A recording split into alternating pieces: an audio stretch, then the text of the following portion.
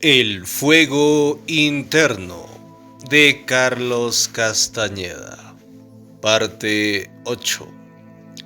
Pues bien, sean todos bienvenidos a este espacio en audio.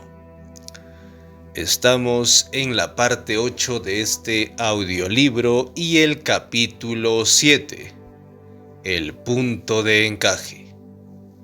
Pues sin más que acotar, vamos a lo nuestro. Capítulo 7. El punto de encaje.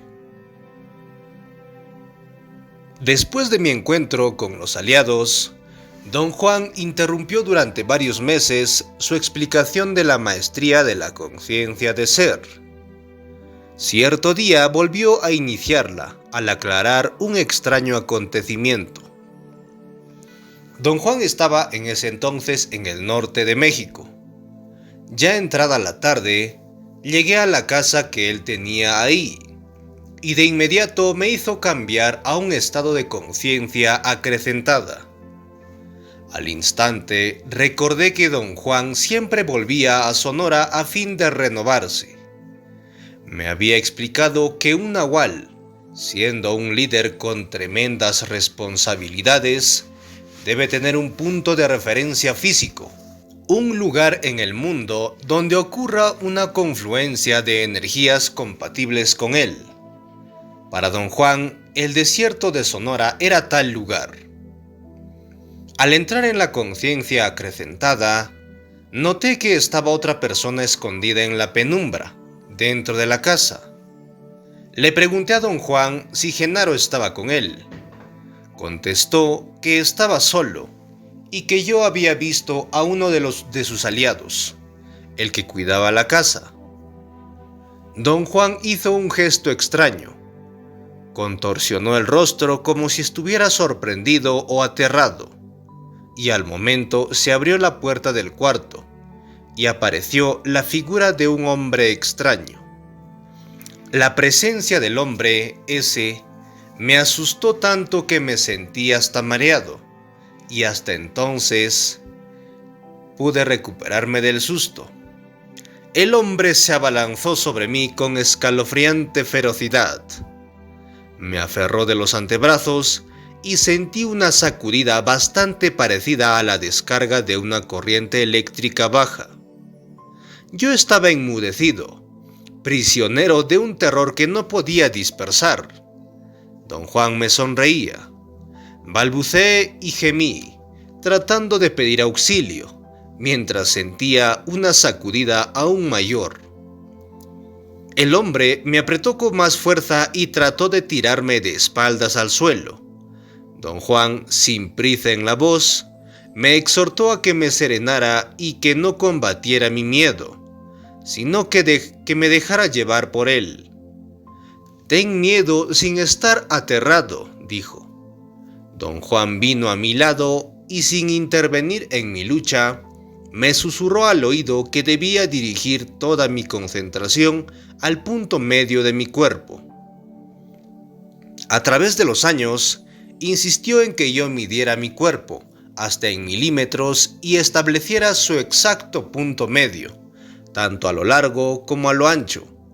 Siempre había dicho que tal punto es un verdadero centro de energía en todos nosotros. En cuanto hube enfocado mi atención en ese punto medio, el hombre me soltó. Al instante me di cuenta de que no era un ser humano, sino algo que solo tenía una vaga similaridad con el hombre. En cuanto perdió su forma humana para mí, el aliado se convirtió en una masa amorfa de luz opaca. Se alejó de mí. Corrí tras ella, impulsado por una gran fuerza que me hacía seguir a esa luz opaca. Don Juan me detuvo y caminó conmigo a la ramada de su casa. Me hizo sentar en un macizo cajón de madera que usaba como banca. El aliado me había perturbado intensamente, pero el hecho de que mi terror hubiera desaparecido de manera tan rápida y completa me perturbaba aún más. Comenté mi repentino cambio. Don Juan dijo que cambios volátiles como el mío no tenían nada de extraño, y que el miedo se extinguía en cuanto el resplandor de la conciencia cruzaba cierto umbral dentro del capullo del hombre. Empezó entonces su explicación. Brevemente delineó las verdades acerca del estar consciente de ser que ya habíamos discutido, que no existe un mundo de objetos, sino solo un universo de campos energéticos que los videntes llaman las emanaciones del águila, y que cada uno de nosotros está envuelto en un capullo que encierra una pequeña porción de estas emanaciones, que la conciencia de ser es el producto de la constante presión que ejercen las emanaciones exteriores, llamadas emanaciones en grande, sobre las emanaciones interiores, que la conciencia da lugar a la percepción, que ocurre cuando las emanaciones interiores se alinean con las correspondientes emanaciones en grande. La quinta verdad, prosiguió, es que la percepción es canalizada porque en cada uno de nosotros hay un factor llamado el punto de encaje, que selecciona emanaciones internas y externas para alinearlas. El determinado alineamiento que percibimos como el mundo es producto del específico lugar en nuestro capullo donde está localizado nuestro punto de encaje. Repitió esto varias veces, dándome tiempo para entenderlo. Como yo no di muestras de haberlo comprendido, dijo que para poder entender y corroborar las verdades del estar consciente de ser, no se necesitaba raciocinio, sino energía.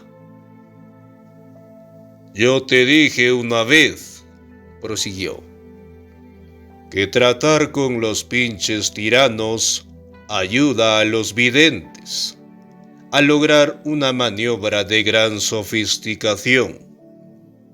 Ahora puedo decirte que esa maniobra es mover el punto de encaje. Dijo que percibir un aliado significaba que yo había sacado a mi punto de encaje de su posición acostumbrada.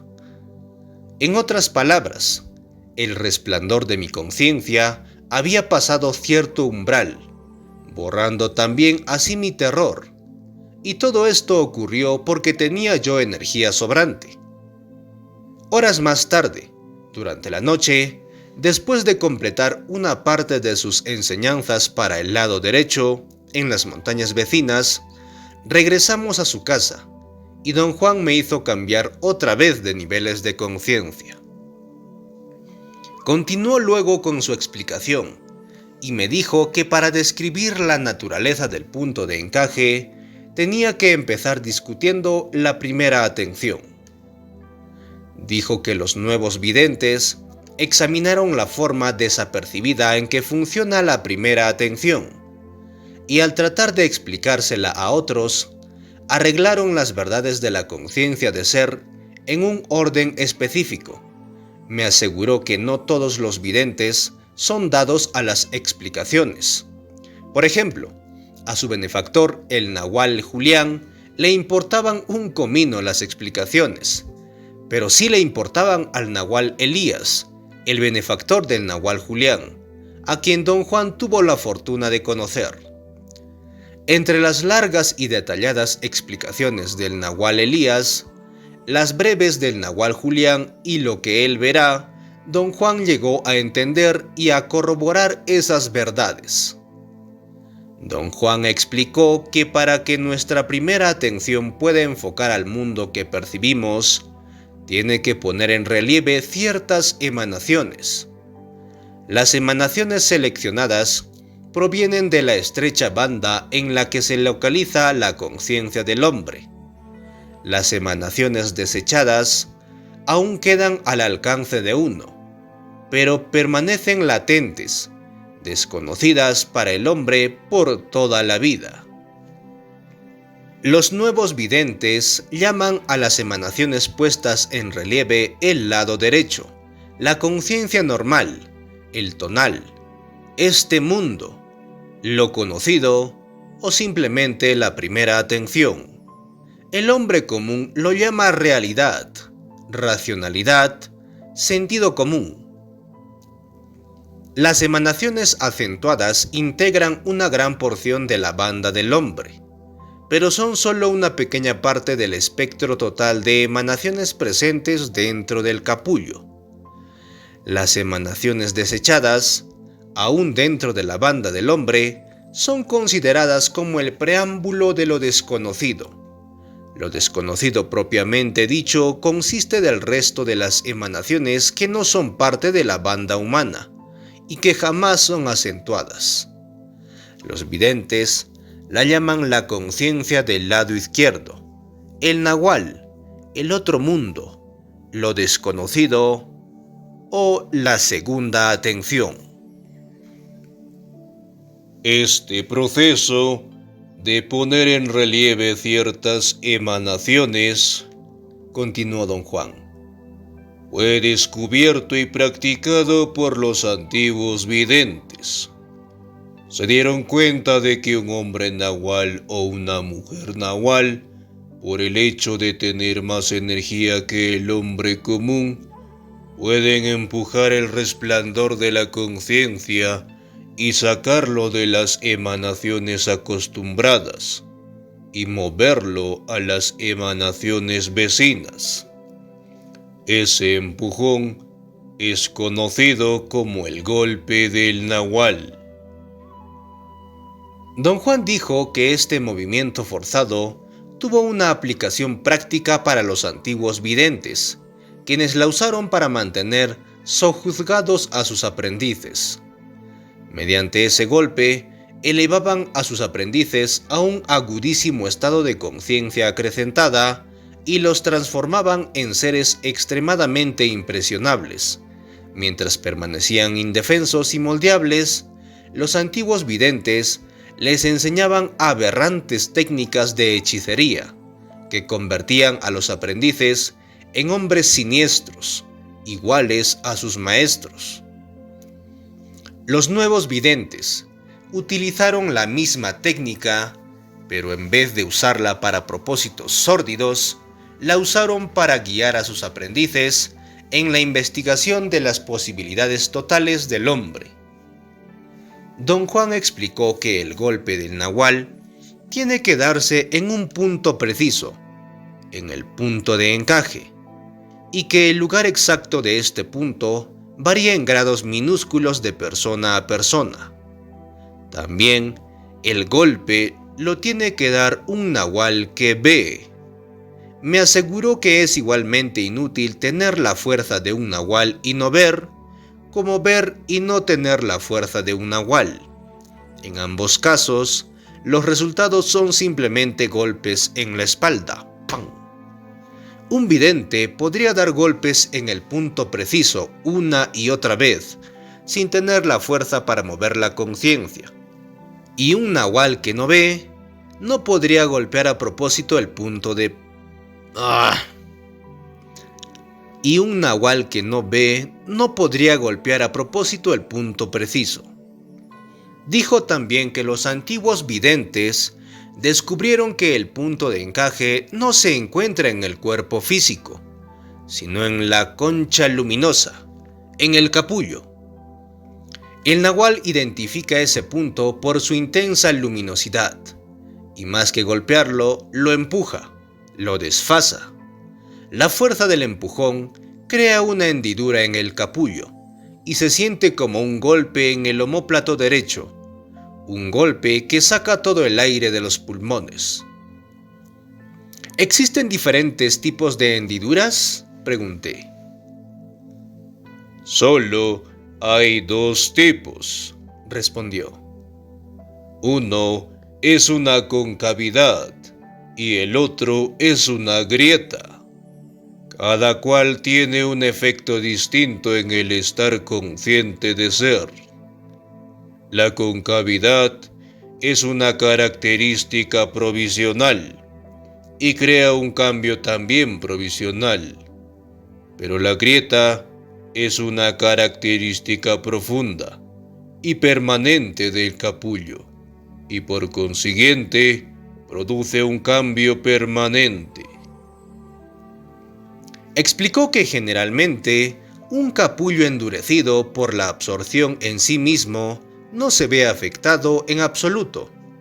Sin embargo, en ocasiones el capullo del hombre es muy flexible y la más pequeña fuerza crea una hendidura, como un plato de sopa, que varía desde una depresión del tamaño de una naranja a una que abarca la tercera parte de todo el capullo, o crea una grieta que puede correr a todo lo ancho de la concha luminosa o a lo largo, dando la impresión de que el capullo se ha enroscado en sí mismo.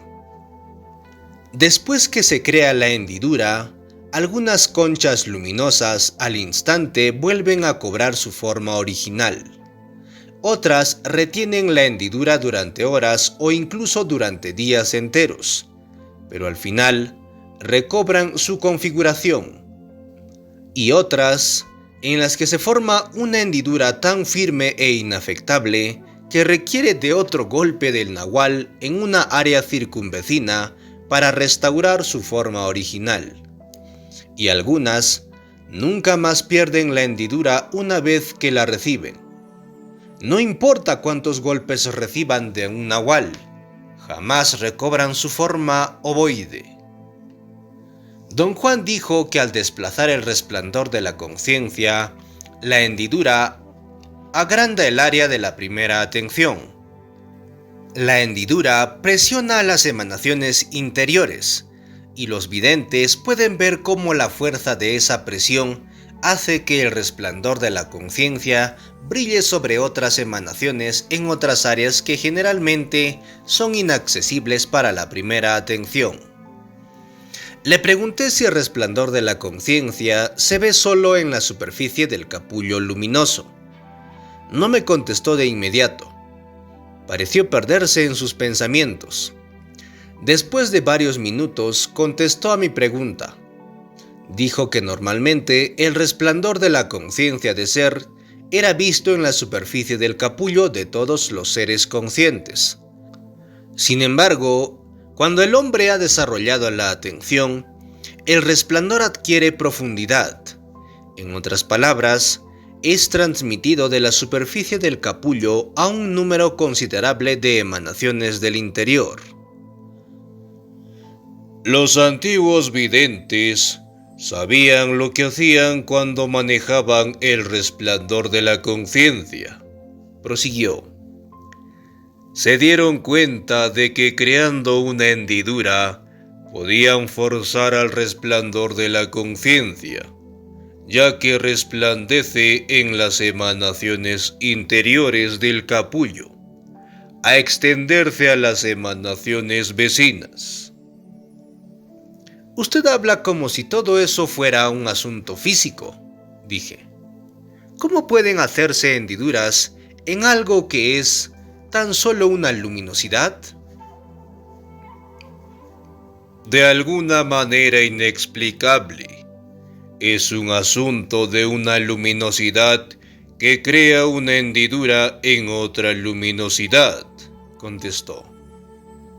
Tu defecto es seguir pegado al inventario de la razón.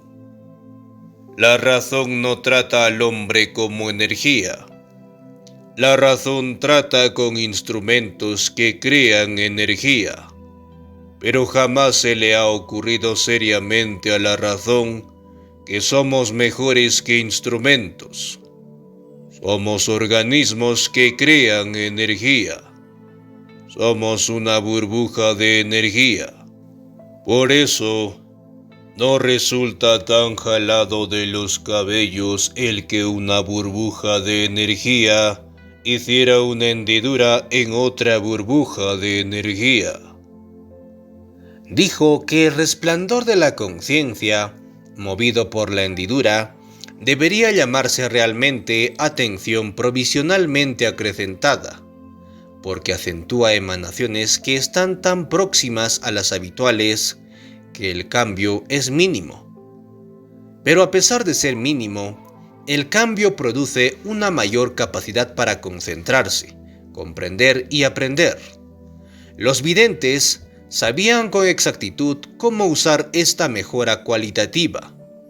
Vieron que, después del golpe del nahual, brillaban, de repente, con más fuerza, solo las emanaciones que rodean a aquellas que utilizamos cotidianamente.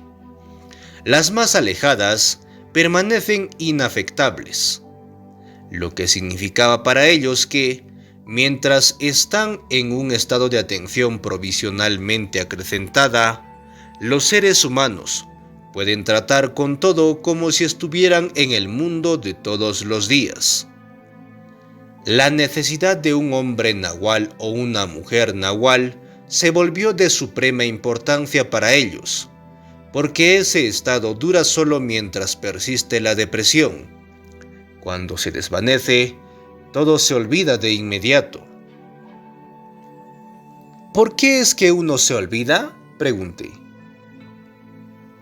Porque las emanaciones que permiten mayor claridad dejan de estar en relieve cuando uno sale de la conciencia acrecentada, contestó. Si el resplandor de la conciencia no brilla más en ellas, lo que uno experimente o atestigue también se apaga. Don Juan dijo que una de las tareas que los nuevos videntes desarrollaron para sus aprendices era forzarlos, años más tarde, a recordar. Esto es, a volver a acentuar por sí mismos aquellas emanaciones, utilizadas durante estados de conciencia acrecentada. Me recordó que Genaro siempre me recordaba aprender a escribir con la punta del dedo en vez de hacerlo con un lápiz, para así no acumular notas. Don Juan me aseguró que lo que Genaro realmente había querido decir era que mientras estaba yo en estados de conciencia acrecentada, debía utilizar emanaciones no habituales para archivar diálogos y vivencias, y algún día recordarlo todo al hacer brillar nuevamente el resplandor de la conciencia en las emanaciones usadas como archivo. Prosiguió, explicando que un estado de conciencia acrecentada es visto no solo como un resplandor que abarca mayor profundidad dentro de la forma ovoide de los seres humanos, sino también como un resplandor más intenso en la superficie del capullo. Sin embargo, no es nada comparado con el resplandor producido por un estado de conciencia total, que es visto como una explosión de incandescencia en todo el huevo luminoso. Es una explosión de luz de tal magnitud que los límites de la concha se vuelven difusos y las emanaciones interiores se extienden más allá de todo lo imaginable. ¿Esos son casos especiales, don Juan?, pregunté. Desde luego, solo los videntes lo viven. Ningún otro hombre o criatura viviente se ilumina así. Los videntes que premeditadamente alcanzan la conciencia total son algo digno de verse. Ese es el momento en que arden por dentro. El fuego interior los consume y en plena conciencia se funden con las emanaciones en grande y se expanden en la eternidad. Me quedé unos días más en Sonora y luego regresamos en coche a la casa, en el sur de México, donde vivían don Juan y su grupo de videntes. El día siguiente fue cálido y brumoso. Me sentía con flojera y de alguna manera molesto. A media tarde había en ese pueblo una quietud desesperante. Don Juan y yo estábamos sentados en los sillones de la sala. Le dije que la vida en México rural no era lo ideal para mí. Algo me hacía sentir que el silencio del pueblo era forzado. y esto me causaba tremenda frustración. El único ruido que alguna vez llegué a escuchar era el sonido de voces de niños gritando en la distancia. Nunca pude enterarme si jugaban o gritaban de dolor. Cuando estás aquí, siempre estás en un estado de conciencia acrecentada, dijo don Juan. A eso se debe la diferencia. Pero sea como fuera, deberías andar acostumbrándote a vivir en un pueblo así. Algún día vivirás en uno. ¿Por qué tendría yo que vivir en un pueblo así, don Juan? Ya te expliqué que la meta de los nuevos videntes es ser libres. Y la libertad tiene las más devastadoras implicaciones. Entre ellas está la implicación de que los guerreros deben buscar intencionalmente el cambio. Tu predilección es vivir como lo haces. Estimulas tu razón examinando tu inventario, muy a la ligera, y oponiéndolo a los inventarios de tus amigos. Esas maniobras te dejan muy poco tiempo para hacer un examen de ti mismo y de tu destino. Tendrás algún día que renunciar a todo eso. Ahora, si todo lo que conocieras fuera la calma muerta de este pueblo, tarde o temprano tendrías que buscar la otra cara de la moneda. ¿Es eso lo que hace usted aquí, don Juan?, pregunté. Nuestro caso es un poco diferente, porque nos encontramos al final de nuestra senda. No buscamos nada. Lo que nosotros hacemos aquí solo es comprensible para un guerrero. Pasamos de un día a otro sin hacer nada. Estamos esperando. No me cansaré de repetirte esto. Sabemos que estamos esperando y sabemos lo que estamos esperando. Estamos esperando que nos llegue la libertad. Y ahora que lo sabes, añadió con una sonrisa maliciosa, volvamos a nuestra discusión. En general, cuando nos encontrábamos en ese cuarto, no nos interrumpía nadie, y don Juan siempre decidía la duración de nuestras sesiones. Pero esta vez alguien tocó la puerta. Genaro entró y tomó asiento. Yo no había visto a Genaro desde la noche en que precipitadamente salimos de su casa. Lo abracé. Genaro tiene algo que decirte, dijo don Juan. Ya te he dicho que él es un maestro del arte de manejar la conciencia. Ahora te puedo decir lo que todo esto significa.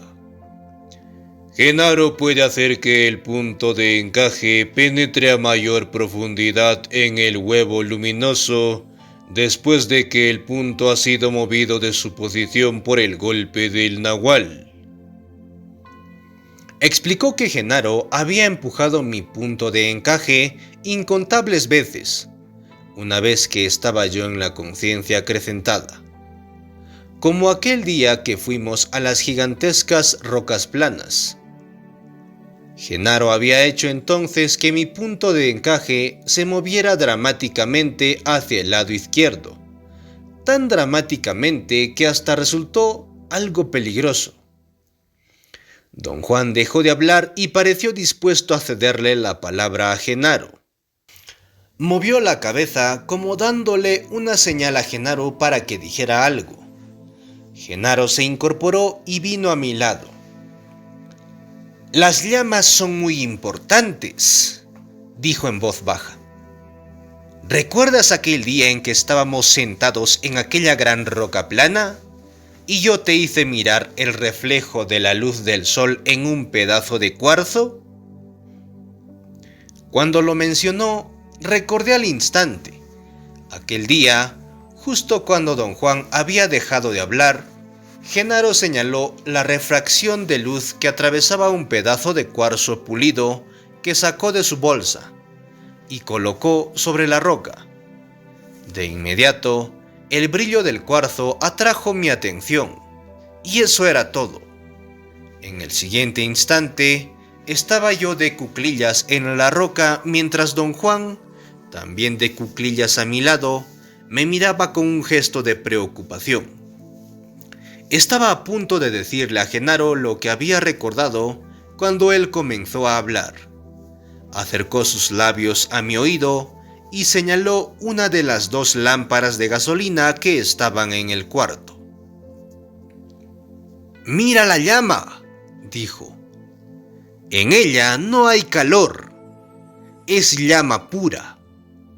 La llama pura puede llevarte a las profundidades de lo desconocido». Conforme hablaba, comencé a sentir una extraña presión. Era una pesadez física. Me zumbaban los oídos. Mis ojos lagrimearon al punto de que apenas podía distinguir la forma de los muebles. Mi visión parecía estar totalmente fuera de foco. Aunque tenía abiertos los ojos, ya no podía ver la intensa luz de las lámparas de gasolina. A mi alrededor, todo era oscuridad.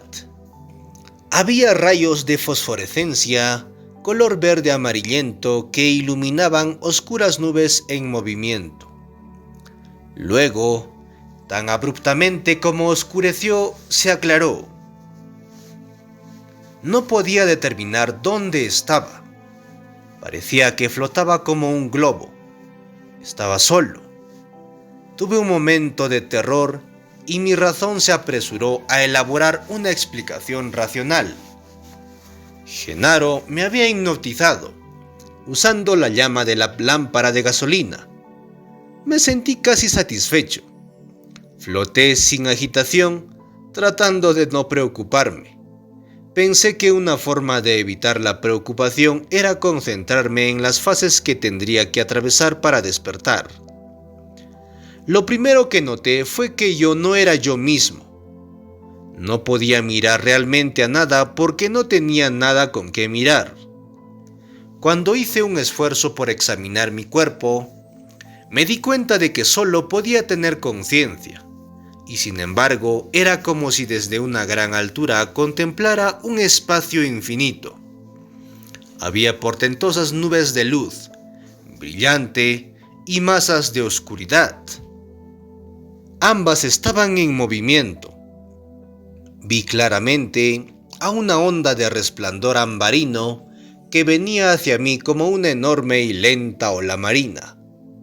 Supe en ese instante que yo era como una boya flotando en el espacio, y que la ola iba a alcanzarme y a arrastrarme con ella.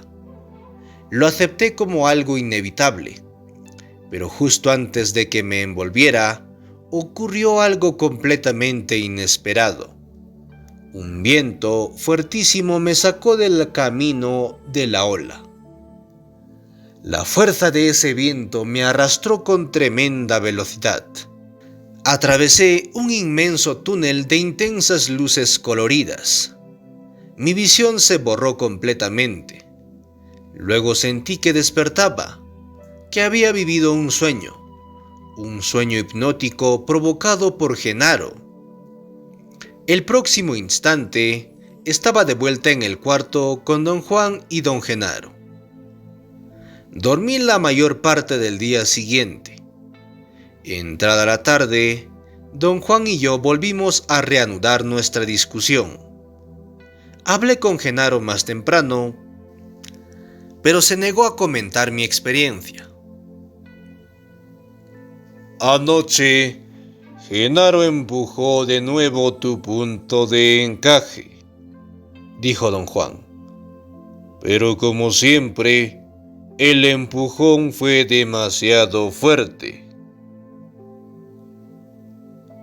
Con ansia, le relaté a don Juan el contenido de mi visión. Sonrió, obviamente aburrido. Tu punto de encaje se alejó de su posición normal, dijo, y eso te hizo percibir emanaciones que no son percibidas comúnmente. Parece muy fácil, ¿verdad? Y sin embargo, es un logro supremo. Los nuevos videntes casi se extinguieron tratando de examinarlo. Explicó que, por dos razones, nosotros los seres humanos ponemos en relieve ciertas emanaciones para percibirlas. La primera y más importante es porque nos han enseñado que esas emanaciones son perceptibles. Y la segunda, porque nuestros puntos de encaje han sido entrenados a seleccionar y preparar esas emanaciones para ser utilizadas. Cada ser viviente tiene un punto de encaje, prosiguió, que selecciona las emanaciones que serán acentuadas. Los videntes pueden saber si los seres conscientes comparten la misma visión del mundo, al ver si son iguales las emanaciones que sus puntos de encaje han seleccionado. Afirmó que uno de los más importantes adelantos de los nuevos videntes fue descubrir que el sitio donde se encuentra localizado ese punto en el capullo de todos los seres vivientes no es una característica permanente. La conducta habitual lo sitúa en ese sitio específico. De ahí la tremenda importancia que le dan los nuevos videntes a las nuevas acciones, a las nuevas posibilidades prácticas. Desesperadamente quieren llegar a nuevos usos, a nuevos hábitos. El golpe del nahual es de suprema importancia, continuó, porque hace que ese punto se mueva. Altera su ubicación, a veces incluso llega a crear una grieta permanente en ese sitio. El punto de encaje queda completamente desalojado y la percepción cambia de manera dramática. Pero lo que resulta ser aún de mayor importancia es entender todas las verdades de la conciencia de ser. Solo así llega uno a darse cuenta de que ese punto debe moverse desde adentro. La triste verdad es que los seres humanos siempre pierden por negligencia. Simplemente desconocen sus posibilidades. ¿Cómo puede uno lograr ese movimiento desde adentro?, pregunté. Los nuevos videntes dicen que la técnica es la comprensión, dijo. Afirman que, en primer lugar, uno debe saber a ciencia cierta que todo lo perceptible emana del sitio específico donde se localiza nuestro punto de encaje. Una vez entendido esto, podemos desplazar el punto de encaje casi a voluntad, como consecuencia de nuevos hábitos. Le pedí que aclarara el tema de tener nuevos hábitos. Yo no lo entendía. El punto de encaje del hombre aparece en torno a un área definida, en el capullo, porque así lo decreta el águila, dijo. Pero el sitio preciso donde se fija queda determinado por los hábitos. Por los actos repetitivos. Primero aprendemos que puede situarse allí y después nosotros mismos le ordenamos que ahí se sitúe. Nuestro comando se convierte en el comando del águila y el punto queda fijo en ese sitio. Considera esto con cuidado. Nuestro comando se convierte en el comando del águila. Por tal hallazgo, los antiguos videntes pagaron carísimo. Una vez más, aseveró que los antiguos videntes nunca entendieron lo que hacían. Desarrollaron miles de las más complejas técnicas de brujería y jamás supieron que sus procedimientos, por más intrincados que hubieran sido, solo servían para romper la estabilidad de sus puntos de encaje y hacerlos desplazarse. Le pedí que me explicara mejor lo que había dicho. Te mencioné una vez que la brujería es algo como entrar en un callejón sin salida, contestó. Lo que quería decir era que la práctica de brujería no tiene ningún valor intrínseco. Su valor es indirecto. Su verdadera función es hacer que el punto de encaje se desplace al lograr que la primera atención abandone momentáneamente su control sobre ese punto. Los nuevos videntes se dieron cuenta del verdadero papel que jugaban esas prácticas de brujería y decidieron pasarlas por alto e ir directamente a hacer que sus puntos de encaje se desplazaran, evitando así todas las demás tonterías de rituales y encantamientos. Sin embargo, en cierto momento, los rituales y los encantamientos son realmente necesarios. Yo personalmente te he iniciado en todo tipo de rituales y encantamientos, pero solo con el objeto de permitir que tu primera atención salga de la absorción en sí misma. Esa absorción es la que crea la fuerza que mantiene el punto de encaje rígidamente fijo. Agregó que los rituales y los encantamientos, siendo repetitivos, obligan a la primera atención a liberar una porción de la energía empleada en contemplar el inventario humano, y el punto de encaje pierde así su rigidez. ¿Qué le ocurre a las personas cuyos puntos de encaje pierden rigidez?, pregunté. Si no son guerreros, creen que están volviéndose locos, dijo sonriendo. Como te pasó a ti en cierta época, cuando creías que te habías desquiciado. Si son guerreros, saben que ya los agarró la locura, pero esperan con paciencia. Saben a ciencia cierta que el tener cordura y sentido común solo significa que el punto de encaje está fijo y rígido en su posición habitual. Cuando se mueve, pues no está desquiciado, sin más ni más. Dijo que se les abren dos opciones a los guerreros cuyos puntos de encaje se han desplazado. Una es reconocer estar enfermos y comportarse como locos, reaccionando emocionalmente ante los extraños mundos que la nueva posición de sus puntos de encaje los obliga a presenciar. La otra es permanecer serenos, inconmovibles, sabiendo que el punto de encaje siempre vuelve a su posición original.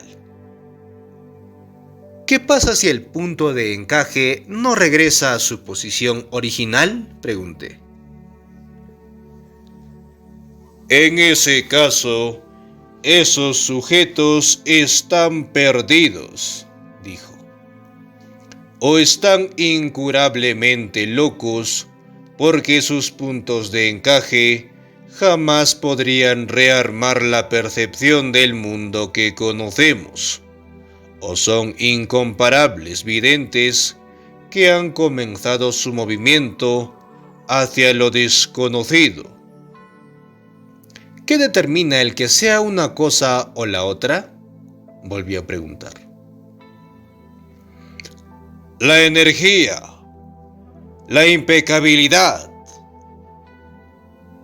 Los guerreros impecables no pierden la razón, permanecen intactos. Te he dicho muchas veces que los guerreros impecables pueden ver mundos horripilantes y sin embargo, en su trato cotidiano nadie lo notaría. Hablan y ríen con sus amigos o con extraños como si nada hubiera ocurrido. Me sentí obligado a explicarle una vez más algo que le había contado ya muchas veces. Lo que me hizo pensar que había perdido la razón fueron una serie de extrañísimas experiencias sensoriales que tuve como efectos posteriores a la ingestión de plantas alucinógenas.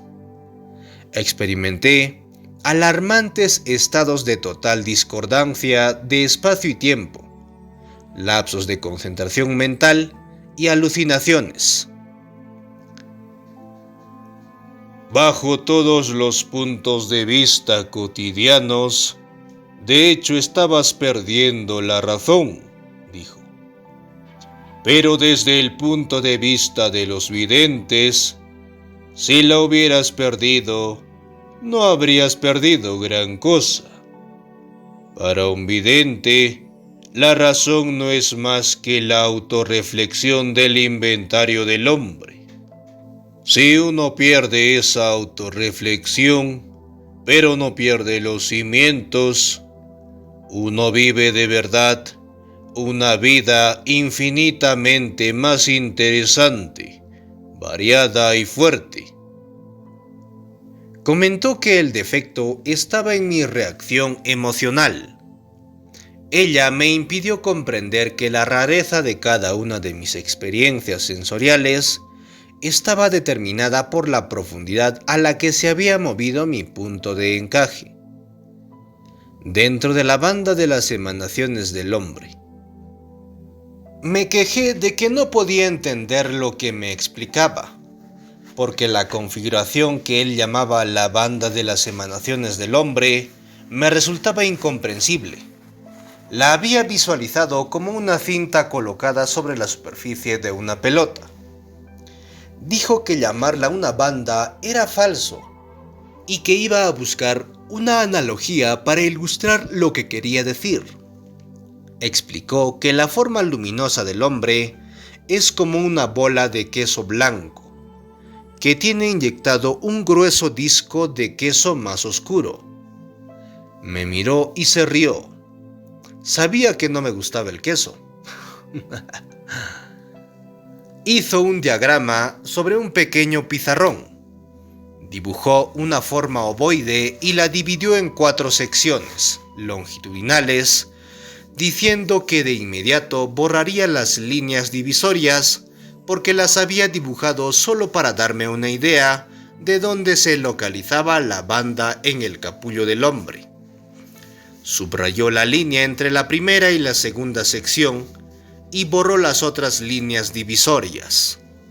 Explicó que la banda era un disco de queso amarillo que había sido insertada en la bola de queso blanco. Ahora bien, prosiguió, si esa bola de queso blanco fuera transparente, tendrías la réplica perfecta del capullo del hombre. El queso amarillo penetra completamente al interior de la bola de queso blanco. Es un disco que va de la superficie de un lado a la superficie del otro. El punto de encaje del hombre se localiza bastante arriba en la superficie del capullo, a 3/4 partes hacia la parte superior del capullo. Cuando el nahual presiona ese punto de intensa luminosidad, el punto se desplaza al interior del disco de queso amarillo. La conciencia acrecentada sucede al momento en que el intenso resplandor del punto de encaje enciende las emanaciones dormidas en la profundidad del disco de queso amarillo.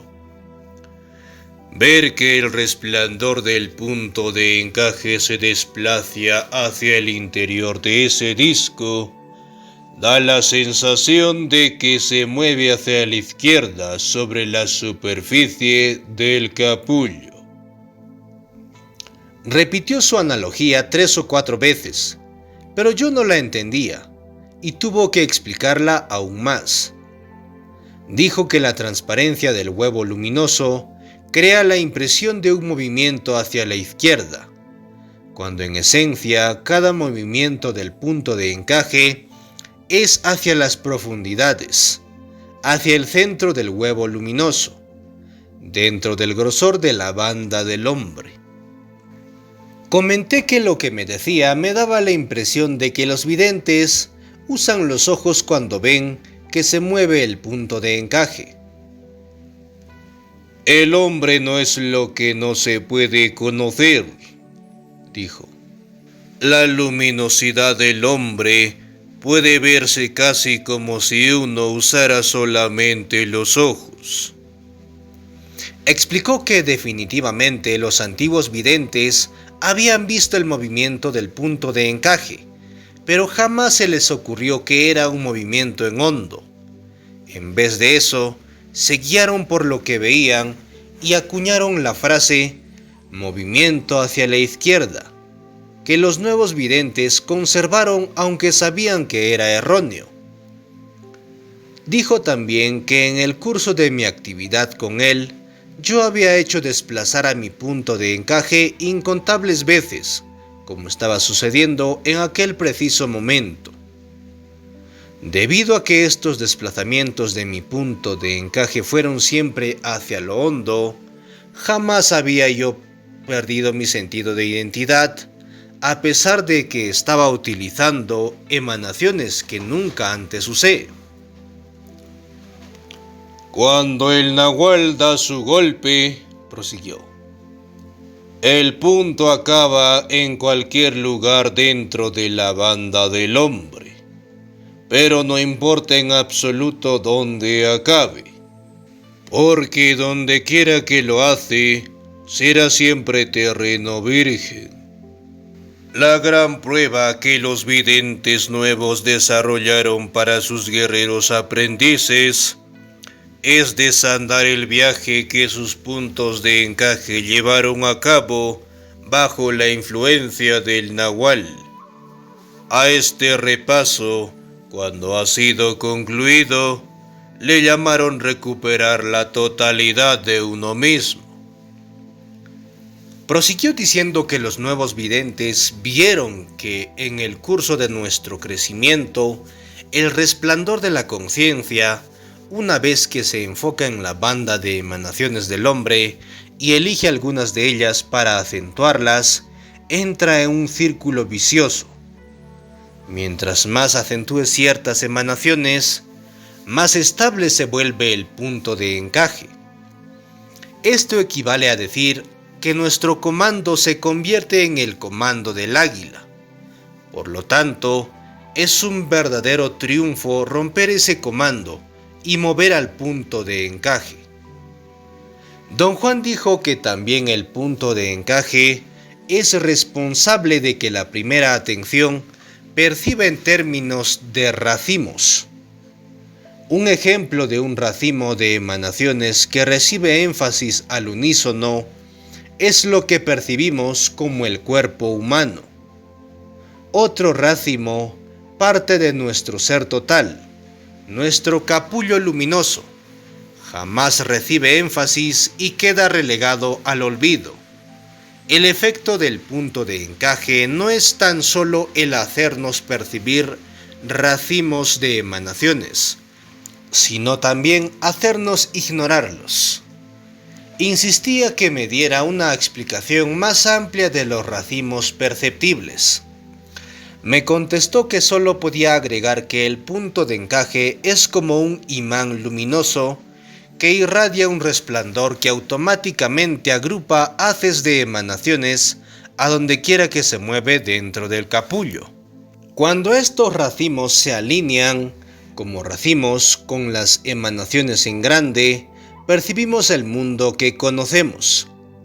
El agrupamiento de emanaciones se lleva a cabo aun cuando los videntes tratan con emanaciones que nunca se usarán diariamente.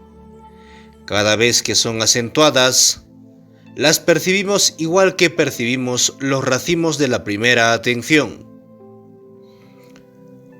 Uno de los más grandes momentos de los nuevos videntes, prosiguió, fue cuando se encontraron que lo desconocido era tan solo las emanaciones desechadas por la primera atención.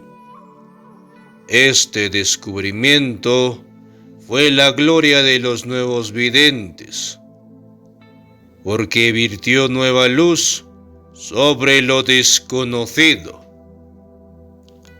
La enormidad de lo desconocido es casi sin límites, pero aún en esa enormidad, el resplandor del punto de encaje agrupa emanaciones. Lo que no se puede conocer, por otra parte, es una eternidad donde nuestro punto de encaje no tiene manera alguna de agrupar nada. Explicó que los nuevos videntes se dieron cuenta de que sus visiones obsesivas, aquellas que eran prácticamente imposibles de concebir, coincidían con el movimiento de sus puntos de encaje a profundas regiones en la banda del hombre. Esas son visiones del lado oscuro del hombre, aseguró. ¿Por qué lo llama usted el lado oscuro del hombre?, pregunté. Porque es nuestro lado sombrío y nefasto, dijo. No es tan solo lo desconocido, sino lo que nadie quiere conocer. ¿Qué pasa si las emanaciones que están dentro del capullo, pero fuera de los límites de la banda del hombre?, pregunté. ¿Pueden percibirse?